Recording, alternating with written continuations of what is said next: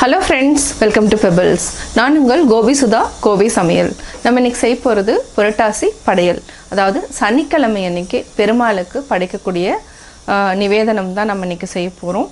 அதாவது என்னன்னா நான் ஆல்ரெடி வந்து கலவை சாதம் வந்து நிறையா பண்ணியிருக்கிறேன். அதாவது புரட்டாசி தளிகைன்னு 7 வகையான சாதம், சுண்டல், அது மட்டும் இல்லாமல் அக்காரை வடிசல் வந்து அந்த பெருமாள் நைவேத்தியத்துக்கு ரொம்ப ரொம்ப முக்கியமானது. நான் வந்து இன்றைக்கி செய்ய போகிறது என்னென்னா சாதம், சாம்பார், அதாவது என்ன உப்பு பருப்பு. நம்ம வந்து வெங்காயம் பூண்டு இல்லாமல் நம்ம செய்ய போகிறோம். அது மட்டும் இல்லாமல் 5 வகையான பொரியல், வடை. நம்ம வந்து காரத்துக்கு வந்து நம்ம என்ன பண்ணிக்கலாம்னா நம்ம இன்றைக்கி உளுந்து வடை செஞ்சுக்கலாம். அதாவது பருப்பு வடையும் நம்ம செய்யலாம். பருப்பு வடை செய்கிறப்ப என்னென்னா வெங்காயம் இல்லாமல் செய்ய முடியாது. அதனால் நம்ம உளுந்து வடை வந்து நைவேத்தியமாக செய்கிறதுக்கு நம்ம எடுத்துக்கலாம். இப்போ வந்து எப்படி செய்கிறதுன்னு பார்க்கலாம். அதாவது என்னென்னா இது வந்து சனிக்கிழமை அன்னைக்கு பெருமாளுக்கு நம்ம படையலுக்காக தான் நம்ம இன்றைக்கி ஃபுல்லாகவே செய்ய போகிறோம். இதனோட லிங்க், அதாவது ரசத்தினோட லிங்க்கு, முக்கியமான லிங்க்கெல்லாம் வந்து நான் உங்களுக்கு டிஸ்கிரிப்ஷன் பாக்ஸில் போட்டுறேன். அதை பார்த்து நீங்கள் நிறையா கற்றுக்கலாம். இது வந்து நியூ லேர்னர்ஸ்க்கு வந்து ரொம்ப ஈஸியாக இருக்கும். இப்போ நீங்கள் பார்க்குறது வந்து 5 வகையான காய்கறிகள். இப்போ நம்ம செய்ய போகிறது என்னென்னா, அதாவது கொத்தவரங்காய், மஞ்சள் பூசணி, அவரைக்காய், புடலங்காய், வாழைக்காய். இது எல்லாத்துக்குமே என்னென்னா வெங்காயம் சேர்க்காமல் நம்ம செய்ய போகிறோம். இப்போ எப்படி செய்கிறதுன்னு பார்த்துக்கலாம். சாதத்துக்கு நான் வந்து ஆல்ரெடி ஊற வச்சுட்டேன். எலக்ட்ரிக் ரைஸ் குக்கரில் வச்சுட்டேன்னா அதுவே ஆட்டோமேட்டிக்காக ஆஃப் ஆகிடும். ரொம்ப ஈஸியாகவும் போயிடும். அரிசி வந்து நான் ஆல்ரெடி ஊற வச்சு ஒரு 1/2 hour வந்து சோக் பண்ணிவிட்டு அதுக்கப்புறம் நம்ம வச்சுக்கலாம். இன்னும் ஊரில் இப்போ தான் நான் ஊற வச்சுருக்கிறேன். இதை வந்து நான் கரெக்டாக வந்து சாமி கும்பிட்றதுக்கு 1 மணி நேரத்துக்கு முன்னாடி தான் வைக்க போகிறேன். இது அது வரைக்கும் அரிசி ஊறிட்டுருக்கட்டும், அவ்வளோதான். சாம்பாருக்கு நான் வந்து பருப்பு வந்து ஆல்ரெடி வேக வச்சுட்டேன். இப்போ பார்த்திங்கன்னா பருப்பு வந்து வெந்துடுச்சு. இதை நல்லா கொலைய வச்சுக்கலாம். அதாவது நல்லா கொலைய வச்சு வேக வச்சுட்டோம். இதை நல்லா மிக்ஸ் பண்ணிங்கன்னா நல்லா குழஞ்சிடும். இதில் இருக்கிற தண்ணியே வந்து நம்ம எடுத்துக்கலாம், ரசத்துக்கு எடுத்துக்கலாம். இப்போ பருப்புக்கு ரெடி பண்ணியாச்சு. பருப்புக்கு போடக்கூடிய காய் என்னன்னு பார்த்திங்கன்னா நீர்பூசணி எடுத்துக்கலாம். இதுவும் நம்ம ரெடி பண்ணியாச்சு. இந்த நீர்பூசணி மட்டும் கட் பண்ணால் போதும். இப்போ நம்ம பேன் வச்சுக்கலாம். பேனில் கொஞ்சமாக ஆயில் விட்டுக்கலாம். ஒரு 1/2 டீஸ்பூன் அளவுக்கு கடலைப்பருப்பு, 1/2 டீஸ்பூன் உளுத்தம்பருப்பு. இதை வந்து நல்லா பொன்னிறமாக வறுத்துக்கலாம். உங்களுக்கு சாம்பார் குவான்டிட்டி வந்து எந்த அளவுக்கு தேவையோ அந்த அளவுக்கு தான் நம்ம செய்கிறோம். நான் வந்து 100 கிராம்ஸ் அளவு தான் வந்து துவரம்பருப்பு வேக வச்சு எடுத்துருக்கிறேன். அந்த அளவுக்கு தான் நான் வந்து இப்போது கடலைப்பருப்பு, உளுத்தம்பருப்பு ஆட் பண்ணியிருக்கேன். லைட்டாக வறுத்ததுக்கப்புறம் நம்ம மல்லி விதை ஆட் பண்ணிக்கலாம். இது ஒரு 1 டீஸ்பூன் அளவுக்கு ஆட் பண்ணிக்கலாம். வாசனைக்கு கொஞ்சமாக வெந்தயம், சீரகம் 1/4 டீஸ்பூன் அளவுக்கு ஆட் பண்ணிக்கலாம். இது எல்லாத்தையுமே நல்லா வறுத்துக்கலாம். இது கூட 2 வரமிளகாய். இப்போ கருவேப்பிலை கொஞ்சம் போட்டுக்கலாம். இது கூட பெருங்காயம் ஆட் பண்ணிக்கலாம். கட்டி பெருங்காயம் இருந்தாலும் ஆட் பண்ணிக்கலாம். கட்டி பெருங்காயம் என்னென்னா கொஞ்சம் டேஸ்ட் வந்து நல்லாயிருக்கும். இதையும் நல்லா வறுத்துக்கலாம். இப்போ பார்த்திங்கன்னா நல்லா பொன்னிறமாக வறுத்துட்டோன்னா வாசனையும் வர ஆரம்பிக்கும். இப்போ கொஞ்சம் கொஞ்சமாக வெடிக்க ஆரம்பிச்சிருச்சு. இது கூட நம்ம 2 டேபிள் ஸ்பூன் அளவுக்கு தேங்காய் ஆட் பண்ணிக்கலாம். ஜாஸ்தி வேண்டாம், 2 டேபிள் ஸ்பூன் போதும். இதையும் சேர்த்து நல்லா வதக்கிட்டு ஆஃப் பண்ணிக்கலாம். இந்த சூடே போதும். இதை வந்து நம்ம அரைச்சி எடுத்துக்கலாம். நம்ம கொஞ்சமாக தண்ணி விட்டு அரைச்சி எடுத்துக்கலாம். நம்ம ஒரு பேனில் 1 டேபிள் ஸ்பூன் அளவுக்கு எண்ணெய் விட்டுக்கலாம். பச்சை மிளகாய் 1, தக்காளியை நல்லா வதக்கிட்டு நீர்பூசணியை அப்படியே சேர்த்துக்கலாம். இதுக்கு தேவையானது நம்ம உப்பு சேர்த்துக்கலாம். இப்போ நம்ம தண்ணி சேர்த்து ஒரு 5 நிமிஷம் வேக வச்சுக்கலாம். இப்போ நம்ம மூடி வச்சுக்கலாம். மூடி வைக்கிறதுக்கு முன்னாடி நம்ம ஆல்ரெடி வந்து அரைச்சி வச்சுருக்கோம். அதாவது தனியா, கடலைப்பருப்பு, உளுத்தம்பருப்பு, வெந்தயமெல்லாம் சேர்த்து அரைச்சிருக்கிறோம். இது கூட நம்ம ஒரு 1/2 டீஸ்பூன் அளவுக்கு நம்ம வீட்டில் அரைச்ச சாம்பார் தூள் ஆட் பண்ணிக்கலாம். இதையும் நல்லா மிக்ஸ் பண்ணிவிட்டு மூடி வச்சுக்கலாம். இது நல்லா மசாலா, அதாவது பச்சை வாசனம் போகிற வரைக்கும் வெந்ததுக்கப்புறம் நம்ம அரைச்சதை நம்ம ஆட் பண்ணிக்கலாம். மூடி வச்சுக்கலாம். நல்லா வெந்துடுச்சு. இப்போ நம்ம ஆல்ரெடி அரைச்சி வச்சுருக்கிறத தண்ணி ஊற்றி ஆட் பண்ணிக்கலாம். நம்ம அரைச்சதை ஊற்றிக்கலாம். இன்னும் கொஞ்சம் தண்ணி விட்டுக்கலாம். இதை நல்லா மிக்ஸ் பண்ணி விடுங்க. ஒரு கொதி வந்ததுக்கப்புறம் நம்ம வேக வச்சுருக்கிற சாம்பார் ஆட் பண்ணிக்கலாம். இப்போ நம்ம மூடி வச்சுக்கலாம். இப்போ நல்லா வெந்துடுச்சு. நம்ம இப்போது பருப்பு வந்து கொஞ்சம் தனியாக எடுத்து வச்சுட்டு நம்ம துவரம்பருப்பு ஆட் பண்ணிக்கலாம். இந்த அளவுக்கு மட்டும் பருப்பை வந்து நம்ம நெய்வேத்தியமாக செய்கிறதுக்கு நெய் போடுறதுக்கு ஆட் பண்ணிக்கலாம். நல்லா கொதிச்சதுக்கப்புறம் புளி ஊற்றிக்கலாம். இப்போ புளி ஊற்றிக்கலாம்.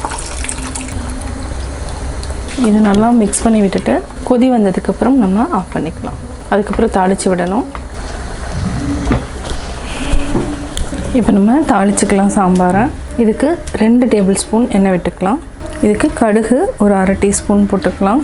கடலைப்பருப்பு, உளுத்தம்பருப்பு, வெந்தயம், கொஞ்சமாக வாசனைக்காக, சீரகம் வாசனைக்காக, 2 வரமிளகாய். இதுக்கு நம்ம பெருங்காயம் சேர்த்திக்கணும். பெருங்காயம் ஒரு 1/4 டீஸ்பூன் அளவுக்கு சேர்த்துக்கலாம். கருவேப்பிலை. இப்போ நம்ம ஆஃப் பண்ணிக்கலாம். இப்போ நம்ம சாம்பார் கூட சேர்த்துக்கலாம். சாம்பார் ஆஃப் பண்ணிக்கலாம்.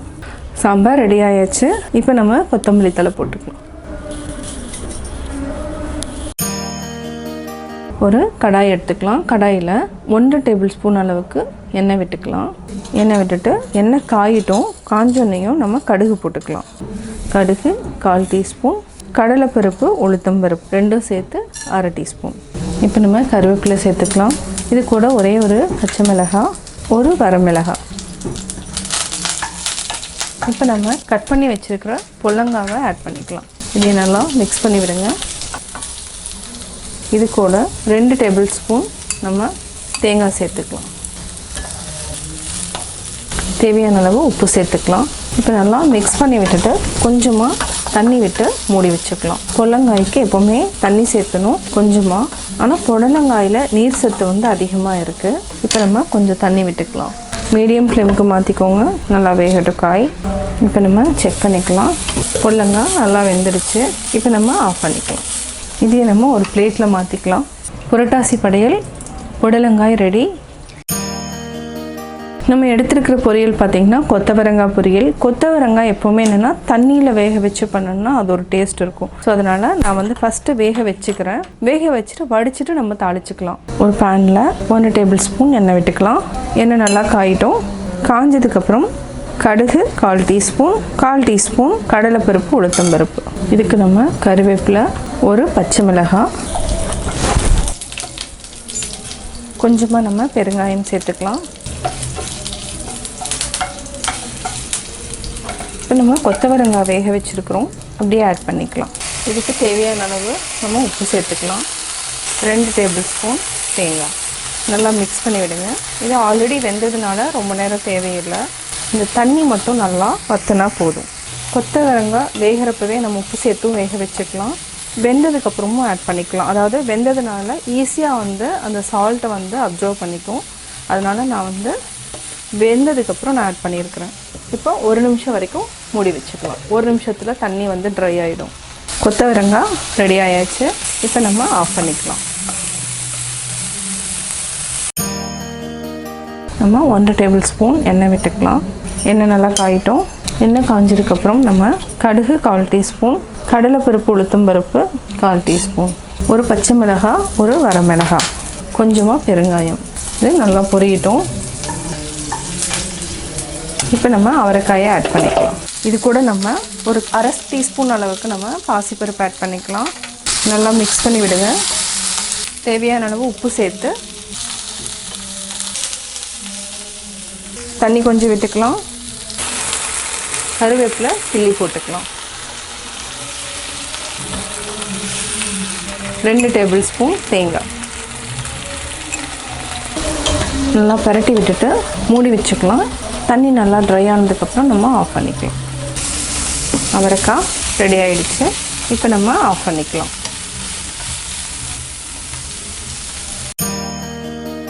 நம்ம 1 டேபிள் ஸ்பூன் எண்ணெய் விட்டுக்கலாம். கடுகு 1/4 டீஸ்பூன், கடலைப்பருப்பு, உளுத்தம்பருப்பு நல்லா பொரிஞ்சதுக்கப்புறம் நம்ம ஒரு பச்சை மிளகாய் போட்டுக்கலாம். ஒரு பச்சை மிளகாய், ஒரு வரமிளகாய், கொஞ்சமாக பெருங்காயம், கருவேப்பிலை. இப்போ நம்ம பூசணிக்காயை ஆட் பண்ணிக்கலாம். தேவையான அளவு உப்பு சேர்த்துக்கலாம். நல்லா மிக்ஸ் பண்ணி விடுங்க. இதுக்கு என்னென்னா கொஞ்சம் வெந்ததுக்கப்புறம் நம்ம தேங்காய் சேர்த்துக்கலாம். இது கொஞ்சம் ஸ்வீட்டாக இருக்கிறதுனால நம்ம கொஞ்சம் சாம்பார் பொடி கூட சேர்த்துக்கலாம். அது ஒரு டேஸ்ட் கிடைக்கும் நம்மளுக்கு. கொஞ்சமாக சாம்பார் பொடி சேர்த்து வேக வச்சுக்கலாம். ஒரு 1/4 டீஸ்பூன் அளவுக்கு சாம்பார் பொடி சேர்த்துட்டோம். இதையும் நல்லா மிக்ஸ் பண்ணி விட்டுட்டு 1/4 டம்ளர் அளவுக்கு தண்ணி விட்டு வேக வச்சுக்கலாம். சிம்மில் வச்சுக்கோங்க, ஹை ஃப்ளேமில் வைக்காமல். இப்போ நம்ம மூடி வச்சுக்கலாம். இப்போ நம்ம எடுத்துக்கலாம். இப்போ நம்ம 2 டேபிள் ஸ்பூன் அளவுக்கு தேங்காய் போட்டுக்கலாம். இதையும் நல்லா பெரட்டி விட்டுக்கோங்க. இதை 1 நிமிஷம் வரைக்கும் மூடி வச்சுட்டோம். அதாவது தண்ணி வந்து நல்லா ட்ரை ஆனதுக்கப்புறம் நம்ம ஆஃப் பண்ணிக்கலாம். ஸோ பூசணிக்காய் ரெடி ஆகிடுச்சு, எடுத்துக்கலாம். கேஸ் ஆஃப் பண்ணிக்கலாம். இதையும் நம்ம பிளேட்டில் மாற்றிக்கலாம். ஒரு பேனில் 1 டேபிள் ஸ்பூன் எண்ணெய் விட்டுக்கலாம். கடுகு 1/4 டீஸ்பூன், கடலைப்பருப்பு உளுத்தம்பருப்பு 1/4 டீஸ்பூன், ஒரு பச்சை மிளகாய், நம்ம கொஞ்சம் பெருங்காயம் ஆட் பண்ணிக்கலாம். கருவேப்பிலை, இதுக்கு கொஞ்சம் மஞ்சத்தூள் ஆட் பண்ணிக்கலாம். இப்போ நம்ம அரிஞ்சு வச்சுருக்கிற வாழைக்காயை ஆட் பண்ணிக்கலாம். ஒரு 1/2 டேபிள் ஸ்பூன் அளவுக்கு நம்ம பாசிப்பருப்பு ஆட் பண்ணிக்கலாம். பாசிப்பருப்பு ஆட் பண்ணிவிட்டு 2 டேபிள் ஸ்பூன் தேங்காய் நல்லா மிக்ஸ் பண்ணி விடுங்க. இதுக்கு ஒரு 1/4 டம்ளர் அளவுக்கு தண்ணி விட்டு மூடி வச்சுக்கலாம். நம்ம கொஞ்சமாக உப்பு சேர்த்துட்டு மூடி வச்சுக்கலாம். நல்லா மிக்ஸ் பண்ணி விடுங்க. இப்போ நம்ம மூடி வச்சுக்கலாம். வாழைக்காய் ரெடி ஆயாச்சு, தண்ணியும் நல்லா ட்ரை ஆயிடுச்சு. இப்போ நம்ம பிளேட்டில் மாற்றிக்கலாம். நம்ம இன்றைக்கி செய்யக்கூடிய பாயாசம்னு பார்த்திங்கன்னா கடலைப்பருப்பு ஜவ்வரிசி பாயாசம். கடலைப்பருப்பை நான் 1 விசில் விட்டு எடுத்து வச்சுட்டேன். இது வந்து ஒரு பக்கம். ஜவ்வரிசி வந்து நம்ம வேக வைக்கிறப்ப பார்த்துக்கலாம். நம்ம ஒரு பாத்திரத்தில் தண்ணி விட்டுக்கலாம். தண்ணி நல்லா கொதிக்கட்டும். இதுக்கு நம்ம இதில் வந்து ஒரு 1/2 கப் அளவுக்கு ஜவ்வரிசி எடுத்துக்கலாம். இதை ஒரு டைம் வாஷ் பண்ணிவிட்டு நம்ம ஆட் பண்ணிக்கலாம். இந்த அளவுக்கு எடுத்துக்கணும். அதாவது ஒரு கைப்பிடிக்கு மேலே, அதாவது 50 கிராம்ஸ் அளவுக்கு இருக்கும். இதை வாஷ் பண்ணிவிட்டு நம்ம ஆட் பண்ணிக்கலாம். தண்ணி கொதிக்க ஆரம்பிச்சிருச்சு. இப்போ நம்ம ஜவ்வரிசியை ஆட் பண்ணிக்கலாம். இது வந்து நம்ம ஒரு 5 மினிட்ஸ் வந்து சிம்மில் வச்சுட்டு வேக வச்சுக்கலாம். ஜவ்வரிசி வெந்துட்டுருக்கு. இப்போ நம்ம கடலைப்பருப்பு ஆட் பண்ணிக்கலாம். இது வந்து 1 விசில் விட்டு எடுத்துருக்குறோம். இதையும் சேர்த்து நல்லா வேக வச்சுக்கலாம். அதுக்கப்புறம் நம்ம பால் ஆட் பண்ணிக்கலாம். இப்போது நம்ம மில்க் ஆட் பண்ணிக்கலாம். 1/2 லிட்டர் பால் ஆட் பண்ணிக்கலாம். நல்லா மிக்ஸ் பண்ணி விடுங்க. நல்லா கொதிச்சு வர ஸ்டேஜில் இந்த டைமில் என்னென்னா ஜவ்வரிசியும் நல்லா டிரான்ஸ்பரண்ட் ஆகிடும். அதுக்கப்புறம் நம்ம வெல்லம் போட்டுக்கலாம். வெல்லம் போட்டுட்டு தேங்காய் கொஞ்சம் ஆட் பண்ணிக்கலாம். நல்லா கொதிக்கட்டும். பால் நல்லா கொதிச்சிருச்சு. இதுக்கு நம்ம கொஞ்சமாக ஏலக்காய் போட்டுக்கலாம். அதாவது ஒரு 4 ஏலக்காய் அளவுக்கு நம்ம தட்டி போட்ட மாதிரி அளவுக்கு நம்ம ஏலக்காய் போட்டுட்டோம். இது கூட கொஞ்சமாக நம்ம பச்சை கற்பூரம் ஆட் பண்ணிக்கலாம். இது வந்து ஆப்ஷனல் தான். பச்சை கற்பூரம் வந்து பிடிக்குங்கிறதுனால நான் வந்து கொஞ்சம் ஆட் பண்ணுறேன். நம்ம இந்த அளவுக்கு ஆட் பண்ணிக்கலாம். இதை வந்து நல்லா நசுக்கி விட்டு போட்டுக்கோ. இப்போ நல்லா மிக்ஸ் பண்ணி விடலாம். இது வந்து க்ரீம் மில்க் ஊற்றுனீங்கன்னா நல்லா வந்து திக்காக வரும். நம்ம க்ரீம் மில்க் தான் எடுத்துருக்குறோம். அதே மாதிரி ஜவ்வரிசி பார்த்திங்கன்னா நல்லா டிரான்ஸ்பரண்ட் ஆகிடுச்சு. இந்த ஸ்டேஜில் நம்ம வெல்லம் ஆட் பண்ணிக்கலாம். வெல்லம் அல்லது சர்க்கரை எது வேணாலும் நம்ம ஆட் பண்ணிக்கலாம். கடலைப்பருப்பாகட்டும் ஜவ்வரிசி ஆகட்டும் வேகலைன்னா நம்ம வந்து வெல்லம் ஆட் பண்ணக்கூடாது. வெல்லம் ஆட் பண்ணிட்டிங்கன்னா வேகாது. அவ்வளோதான், இது ரெடி ஆகிடுச்சு. இப்போ நம்ம நெய் போட்டு தாளிச்சுக்கலாம். பார்த்திங்கன்னா நல்லா டிரான்ஸ்பரண்ட் ஆகிடுச்சு. நம்ம நெய் விட்டுக்கலாம். ஒரு 1 டேபிள் ஸ்பூன் நெய் விட்டுக்கலாம். நெய் நல்லா உருகட்டும். இதுக்கு நம்ம முந்திரி ஒரு 15 முந்திரி எடுத்துருக்குறோம். 15 முந்திரி போட்டுக்கலாம். முந்திரி நல்லா பொன்னிறம் ஆனதுக்கப்புறம் நம்ம திராட்சை ஆட் பண்ணிக்கலாம். இது கூடயே நம்ம திராட்சையும் ஆட் பண்ணியாச்சு, தேங்காயும் ஆட் பண்ணிக்கலாம். இப்போ ஆஃப் பண்ணிக்கலாம். ஆஃப் பண்ணிவிட்டு தேங்காய் ஒரு 4 டேபிள் ஸ்பூன் அளவுக்கு ஆட் பண்ணிக்கலாம். இது ஒரு 2 நிமிஷம் நல்லா வதங்கட்டும். நல்லா வாசனை வந்ததுக்கப்புறம் ஆஃப் பண்ணிக்கலாம். தேங்காய் முந்திரி திராட்சை தாளித்து கொட்டிட்டோம். ஜவ்வரிசி கடலைப்பருப்பு பாயாசம் ரெடி. இப்போ நம்ம உளுந்தை வந்து அரைச்சி எடுத்துக்கலாம். தண்ணி வந்து அளவாக ஊற்றிக்கலாம். இந்த தண்ணியே போதுமானது. இது கூட நம்ம 1 டேபிள் ஸ்பூன் பச்சரிசி, இது கூட ஒரு 1/2 டேபிள் ஸ்பூன் அளவுக்கு துவரம்பருப்பு நம்ம ஆட் பண்ணியிருக்கோம். ஊற வைக்கிறப்பவே வந்து அதை ஆட் பண்ணியிருக்கோம். பச்சரிசி துவரம்பருப்பு ஆட் பண்ணுறதுனால எண்ணெய் வந்து நிறையா குடிக்காது, அதனால நம்ம பச்சரிசி ஆட் பண்ணியிருக்கோம். இல்லைனா நீங்கள் வந்து 1 டேபிள் ஸ்பூன் அளவுக்கு அரிசி மாவு கூட ஆட் பண்ணிக்கலாம். இது தேவையான அளவு நம்ம உப்பு சேர்த்துட்டு அரைச்சி எடுத்துக்கலாம். இப்போ நம்ம உளுந்து அரைச்சி எடுத்துட்டோம். இதை வந்து நல்லா உங்களுக்கு நல்லா உப்பி வரணும் அப்படின்னா, அதாவது கிரைண்டரில் அரைக்கிற மாதிரி இருக்கணும்னா இதை வந்து நல்லா ஒரு 2 மினிட்ஸ்லேருந்து ஒரு 5 மினிட்ஸ் வரைக்கும் நல்லா பீட் பண்ணிங்கன்னா நீங்கள் எதிர்பார்க்குற மாதிரி நல்லா, அதாவது என்ன வடை வந்து நல்லா உப்பி வரும். அதான் வந்து இந்த வடையினோட டிப்ஸு. மிக்சியில் அரைச்சா, இதே கிரைண்டரில் அரைச்சிங்கன்னா இதே மாவு வந்து ஜாஸ்தி வரும். இந்த அளவுக்கு நம்மளுக்கு கிடைக்கும். நம்ம மிக்சியில் அரைச்சதுனால கம்மியான அளவே கிடச்சிருக்குது. நம்ம இப்போ கொஞ்சமாக தண்ணி வந்து கையில் இந்தளவுக்கு 1 ஸ்பூன் அளவு எடுத்துகிட்டு இதை வந்து நல்லா இந்த மாதிரி பீட் பண்ணிக்கோங்க. இதே மாதிரி ஒரு 5 மினிட்ஸ்க்கு பீட் பண்ணி எடுத்துக்கலாம். இதுக்கு நம்ம கருவேப்பிலை கொஞ்சம் ஆட் பண்ணிக்கலாம். இஞ்சி பொடியாக நறுக்குனது, பச்சை மிளகாய், இது கூட மிளகு, இதையும் சேர்த்து நல்லா மிக்ஸ் பண்ணிக்கோங்க. ஆல்ரெடி நம்ம உப்பு சேர்த்திட்டதுனால நம்மளுக்கு தேவையில்லை, உப்பு போடணும் இல்லை. நல்லா மிக்ஸ் ஆகிடுச்சு. இப்போ நம்ம பக்கத்தில் ஒரு பாத்திரத்தில் தண்ணி வச்சுட்டு கொஞ்சம் கொஞ்சமாக நம்ம கையில் தொட்டுட்டு நம்ம வடை வந்து போட்டு எடுத்துக்கலாம். இப்போ நல்லா மிக்ஸ் பண்ணியாச்சு. இந்த மாதிரி ஒரு பாத்திரத்தில் தண்ணி வச்சுக்கோங்க. நம்ம கை வந்து நனைச்சிக்குவோம் ஃபஸ்ட்டு. அதுக்கப்புறம் எவ்வளோ சைஸ் உங்களுக்கு பெருசாக வேணுமோ சின்னதாக வேணுமோ இதை அப்படியே எடுத்துகிட்டு ஜஸ்ட் ஒரு ஓட்டம் மாதிரி போட்டுக்கோங்க. இலையில வச்சும் போடலாம். நான் வந்து சும்மா ஜஸ்ட்டு சின்ன சின்ன உருண்டைகளாக போடுறேன். இப்போ நம்ம அப்படி எடுத்து விட்டுக்கலாம். பார்த்திங்கன்னா வடை வந்து நல்லா பீட் பண்ணதுனால நல்லா உப்பி வர ஆரம்பிச்சிருக்கு. இப்போ நம்ம வடை எடுத்துக்கலாம்.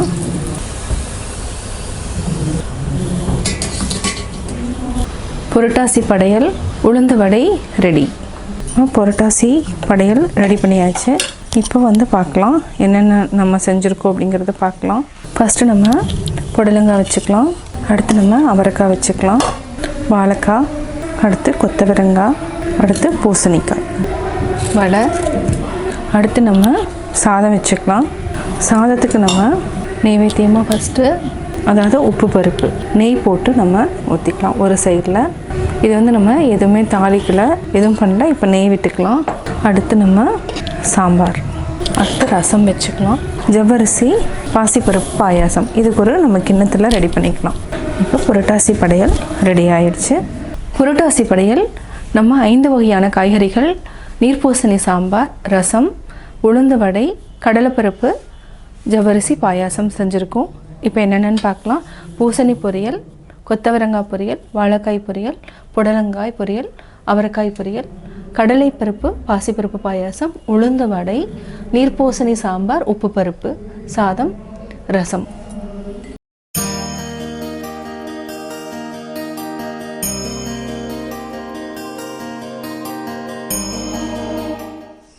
புரட்டாசி படையல் எப்படி செஞ்சேங்கிறத பார்த்தீங்க. கட்டாயம் உங்களுக்கு இந்த வீடியோ பிடிக்கும். இந்த வீடியோ பிடிச்சதுன்னா லைக் பண்ணுங்கள், ஷேர் பண்ணுங்கள், கமெண்ட் பண்ணுங்கள். அது மட்டும் இல்லாமல் மறக்காமல் சப்ஸ்கிரைப் பண்ணுங்கள். பக்கத்தில் இருக்கிற பெல் ஐக்கானை கிளிக் பண்ணிங்கன்னா நாங்கள் அப்லோட் பண்ணுற வீடியோவை நீங்கள் உடனுக்குடன் தெரிந்து கொள்ளலாம். என்னோடய குக்கிங் வீடியோ முடிஞ்சதுக்கப்புறம் பார்த்தீங்கன்னா ஒரு திருக்குறள் வந்து நீங்கள் பார்க்கலாம். உங்கள் குழந்தைகளுக்கு நீங்கள் சொல்லித்தரலாம்.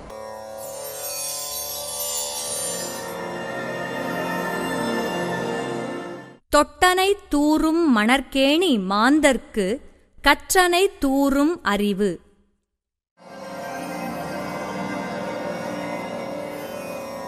விளக்கம்: